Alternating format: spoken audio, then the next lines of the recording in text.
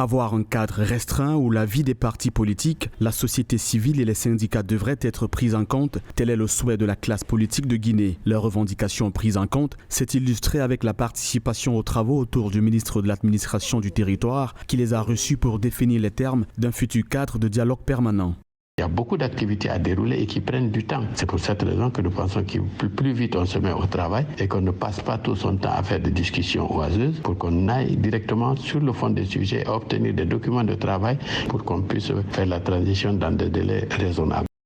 Si la phase de transition semble avoir tardé à s'ouvrir à la classe politique, Mamadi Doumbouya, le président de la transition, ne compte pas pour autant l'en exclure. C'est ce qui ressort de son adresse à la nation lors du Nouvel An 2022. Pour le chef de l'État, il faut des gages de changement à même de diriger la Guinée vers une direction sans malversation. Nous laissons derrière nous la violence et l'arrogance. Derrière nous, la division et les dilapidations. La corruption et les exactions. Nous éteignons les tragiques flammes de ces moments de brutalité économique, financière et humaine. En renaissant de ces brûlantes cendres, c'est la sève nourricière de notre idéal commun, de refondation de notre État et de rectification de nos institutions.